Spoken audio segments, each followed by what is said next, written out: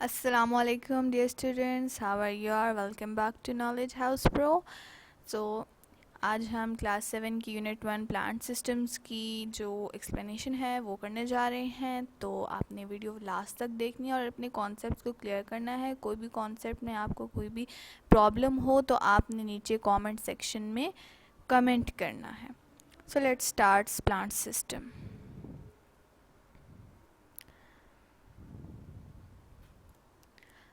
Plant system में हम सबसे पहले प्लांट्स के सिस्टम को डिस्कस करेंगे।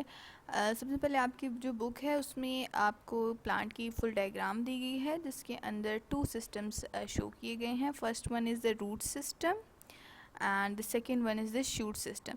तो रूट सिस्टम आपको पता है जो ज़मीन के नीचे वाला पार्ट है उसको रूट सिस्टम कहेंगे, और जो ज़मीन से ऊपर आपको ग्रीनिश पार्ट नज़र आता है उसको हम शूट सिस्टम कहते हैं, जिसमें leaves and flowers and fruits वगैरह होते हैं। ठीक है, सो वन बाय वन हम इसके पार्ट्स को लेबलिंग देखते हैं। First of all root system देखते हैं। रूट सिस्टम में हमारे पास यहाँ पे रूट्स हैं और उसके बाद हमारे पास ये रूट हेयर्स हैं। आप वन रूट का पार्ट उन्होंने दिखाया कि साइड पे छोटे छोटे हेयर्स होते हैं, इनको हम रूट हेयर्स कहते हैं। ठीक है, ये एब्जॉर्प्शन में बहुत ज़्यादा मदद करते हैं। ये ज़्यादा से ज़्यादा वाटर और मिनरल्स रूट्स जो सॉइल होती है उसमें से एब्जॉर्ब करते हैं। अब रूट हेयर सेल को फर्दर इन्होंने जो है माइक्रोस्कोप के थ्रू आपको ज़्यादा करके दिखाया हुआ है बड़ा। तो इसमें आपने देखा कि ये साइड पे एक लेयर है सेल्स की, इसको हम कहते हैं एपिडर्मल सेल्स। ठीक है, और ये जो साथ में आपको roots like hair like structure दिख रहा है इसको हम रूट हेयर कह रहे हैं। ठीक है, तो ये आपका जो है आउटर लेयर इसको हम कहेंगे एपिडर्मल सेल्स, और यहाँ पे जो आपको हेयर लाइक स्ट्रक्चर्स दिख रहे हैं इसको हम रूट हेयर्स का नाम देंगे।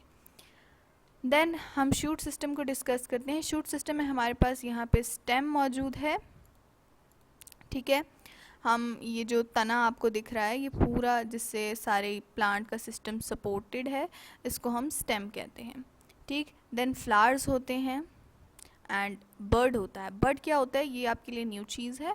बर्ड ऐसा एरिया होता है जहाँ से अभी बिल्कुल प्लांट का एक न्यू जो लीफ है, न्यू फ्लावर है या कोई भी चीज़ है तो वहाँ से वो बिल्कुल ओपनिंग हो रही होती है उसकी। ठीक है, तो उसको हम बर्ड कहते हैं। जैसे आपने अक्सर जो है फ्लावर्स को देखा होगा वो खिलने से पहले, फूल खिलने से पहले बंद होती हैं, तो वो एक बर्ड होता है। जब तक वो बंद होता है तो वो बर्ड होता है। ठीक है, and the last thing in the shoot system is leaf.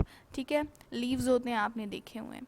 So hope so कि आपको ये सारा प्लांट सिस्टम समझ आ गया होगा। अब नेक्स्ट मूव करते हैं। नेक्स्ट है हमारे पास रूट सिस्टम। रूट सिस्टम में हमने देखना है कि रूट्स का सिस्टम कैसा होता है और इसकी डायग्राम को भी डिस्कस करेंगे और इसका इंटरनल स्ट्रक्चर भी देखेंगे कि कैसा होता है। सो पहले इसको रीड आउट कर लेते हैं। Have you ever wondered why the whole plant does not blow away with the wind. तो उसने कहा है कि क्या आप कभी वंडर हुए इस बात पर कि होल प्लांट जो है यानी कि प्लांट की जो पूरी बॉडी है वो क्यों हवा में उड़ती नहीं है। ठीक है, this is due to the roots of the plant. ये क्यों होता है? चूँकि प्लांट्स की रूट्स होती हैं जो कि उसको अपनी जगह पर रखती हैं, उड़ने नहीं देती। ठीक है, the roots hold the plants in their place. The roots of a plant spread in the soil and anchor it. ठीक है, रूट्स जो है प्लांट की वो सॉइल में होती हैं और फैली होती हैं, तो वो जो है प्लांट को सारा एंकर कर रही होती हैं, प्लांट को सपोर्ट दे रही होती हैं। They absorb water and minerals from the soil by the process of diffusion. वो डिफ्यूजन के प्रोसेस से जो है वाटर एंड मिनरल्स की एब्जॉर्प्शन करते हैं। ठीक है, अब डिफ्यूजन का प्रोसेस क्या है? डिफ्यूजन का प्रोसेस होता है, फॉर एग्ज़ाम्पल आपने देखा है वाटर हमेशा हाई जगह से, हाई प्लेस से लोअर प्लेस की तरफ जो है वो मूव करता है।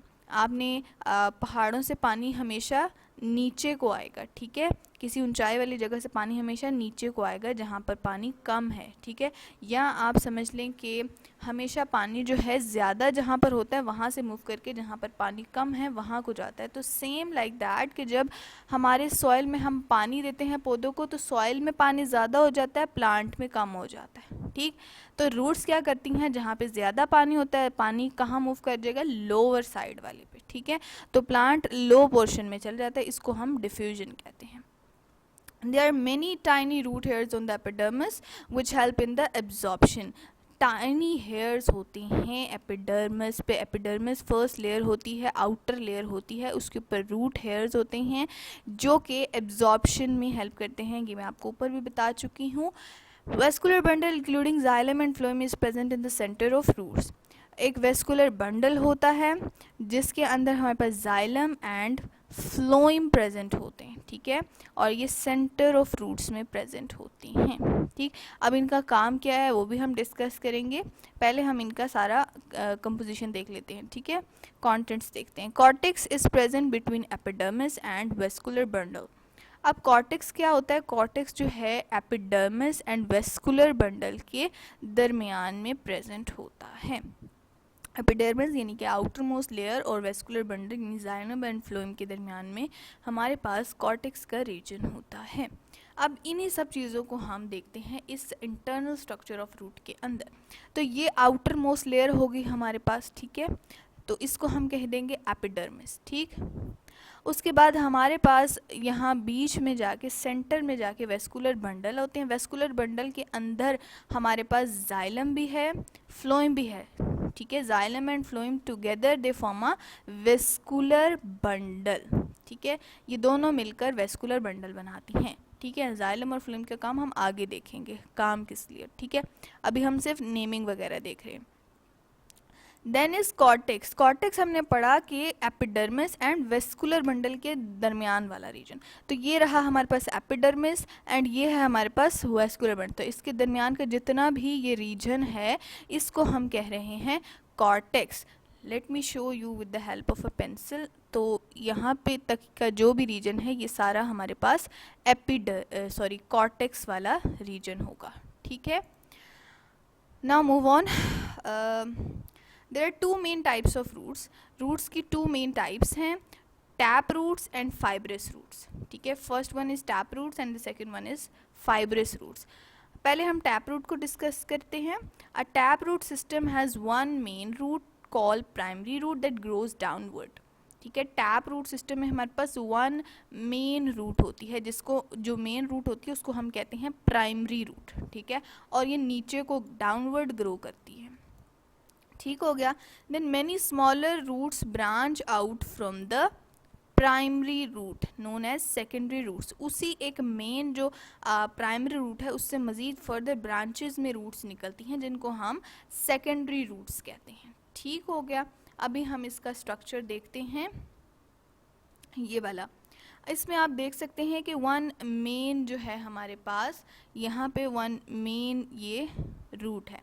इससे फर्दर ये जो ब्रांचेस निकली हैं इनको हम कहते हैं सेकेंडरी रूट, ठीक है, और ये जो मेन थी इसको हम कहेंगे प्राइमरी रूट। यहाँ से जो फर्दर ब्रांचेस निकल रही हैं इनको हम कहेंगे सेकेंडरी रूट, और जो सेकेंडरी रूट से फर्दर ये छोटी छोटी ब्रांचेस निकल रही हैं इनको हम कह रहे हैं टर्शरी रूट, ठीक है। तो the branches of secondary roots are called tertiary roots. जो सेकेंडरी रूट्स की भी ब्रांचेस हैं उनको हम कह रहे हैं टर्शरी रूट्स। तो tap roots are found in many plants, ये बहुत सारे प्लांट्स में पाई जाती है, ट्रीज में पाई जाती हैं, श्रब्स झाड़ियाँ वगैरह में, ठीक है। Well fibrous roots are thread like. Fibrous roots कैसे होती हैं? थ्रेड लाइक होती हैं, ठीक है। Structures that spread out from the base of the stem, stem की बेस से फैल जाती हैं, जैसे कि ग्रासेस हैं और वीट हैं। आप ये देख सकते हैं कि बस स्टेम के नीचे से बस एक जुर्मट सा बन गया, इसका कोई मेन वो नहीं है, बस धागों की तरह बस फैलता गया, फाइबर्स की तरह बनता गया। तो इसका कोई एक वो नहीं है कि इसकी मेन स्टेम होगी, प्राइमरी होगी, सेकेंडरी होगी, इसमें ये सिस्टम नहीं है, ठीक है। तो ये हमें मोस्टली देखने को मिलता है ग्रासेस एंड वीड्स के प्लांट्स में, ऐसी रूट्स पाई जाती हैं जिनको हम कहते हैं फाइब्रस रूट्स, ओके। नाउ हमारे पास शूट सिस्टम है। शूट सिस्टम है stem, leaves, flowers and fruits. Shoot system में हमारे पास स्टेम है, लीव्स हैं, फ्लावर्स हैं एंड फ्रूट्स हैं। तो वन बाय वन इनको डिस्कस करेंगे। स्टेम क्या है? The stem gives support to the plant. Stem क्या काम क्या है? सपोर्ट करना प्लांट को, ठीक है, प्लांट को एक फिक्स शेप प्रोवाइड करता है, ठीक है। It transport substances. सेकंड इसका काम क्या है? Transport substances between roots and aerial parts of the plant including leaves, flowers and fruits. तो ये क्या करता है, सब्सटेंसेस की ट्रांसपोर्ट करता है। फॉर एग्जांपल प्लांट को कार्बन डाइऑक्साइड चाहिए, ठीक है, for the process of the photosynthesis उसको कार्बन डाइऑक्साइड चाहिए। तो कार्बन डाइऑक्साइड का जो भी है वो अपनी इन्वायरमेंट से लेगा प्लांट, तो इन्वायरमेंट से प्लांट के अंदर लीव्स में आएगा, तो इन्वायरमेंट से लीव के अंदर जो आने का जो पूरा ट्रांसपोर्ट है उसमें भी हमारी स्टेम हमारा जो है हेल्प आउट करती है हमें, ठीक है। Two main types of stems are herbaceous stem and woody stem, ठीक है। तो दो मेन टाइप्स हैं, वो कौन सी हैं, herbaceous stem and woody stem. Herbaceous and woody stem, stem की भी टू टाइप्स हैं, हमने रूट की टू टाइप्स पढ़ी, that is tap root system and fibrous. अब स्टेम है, स्टेम की भी टू टाइप्स हैं, ठीक है, उनको हम कहते हैं herbaceous stem and woody stem. Plants with green and flexible stems, जिन प्लांट्स की ग्रीन और फ्लेक्सिबल स्टेम्स हैं उनको हम हर्बेशियस कहते हैं, ठीक है, उनको हम कहते हैं हर्बेशियस, जैसे कि डायसिस, ग्रास एंड सीरियल्स, ठीक है। तो हमारे पास ऐसे जो भी प्लांट्स जिसका कलर ग्रीन है या ग्रीन कलर में होते हैं और उनकी रूट्स जो है थोड़ी फ्लेक्सिबल होती है, यानी कि बिल्कुल वो पत्थर की तरह नहीं होती, थोड़ा सा वो उसमें फ्लेक्सिबिलिटी पाई जाती है, थोड़ा सा वो मूव कर सकती हैं, ठीक है, उनको हम कहते हैं हर्बेशियस, ठीक। और इसमें ग्रासेस की एग्जांपल आ जाती है, ग्रासेस की आपने देखी होगी, वो हिलते रहते हैं, जब हवा आती है ग्रासेस थोड़ा बहुत मूव कर लेती हैं, फ्लेक्सिबिलिटी होती है और ग्रीन कलर में होती हैं, ठीक है। और while plants with hard and strong stems are called woody stems, ऐसे plants जिनकी बहुत सख्त और strong stems हैं उनको हम woody stems कहते हैं। और woody stems में आ जाती हैं हमारे पास trees and shrubs, ठीक है। तो trees जो हैं उनका आपने trunk भी देखा होगा, कितना वो strong होता है और hard होता है कि वो move नहीं कर सकता, उसके अंदर flexibility बिल्कुल नहीं होती, ठीक है। तो इनको हम कहते हैं वुडी स्टेम्स। और श्रब्स के अंदर भी जो झाड़ियाँ होती हैं उनका भी जो स्टेम्स होती है वो भी थोड़ा हार्ड होती है, ठीक है। इन स्टेम, स्टेम के अंदर vascular bundles are arranged, vascular bundle stem के अंदर भी होते हैं एंड रूट के अंदर भी होते हैं, लेकिन their positions are different, just beneath the epidermis, ठीक है। रूट के अंदर हमने देखा कि वो कॉर्टेक्स के बीच में मिडल में जाके थी, पूरे जो स्ट्रक्चर था उसके मिडल में थी वेस्कुलर बंडल्स, ठीक है। लेकिन हमारे पास स्टेम में क्या है कि ये एपिडर्मिस के बिल्कुल नीचे हैं, ठीक है, ये रही हमारे पास आउटर मोस्ट लेयर एपिडर्मिस, ठीक, और इसके बिल्कुल ये नीचे हमारे पास जाइलम एंड फ्लोएम यानी वेस्कुलर बंडल्स पाए जाते हैं।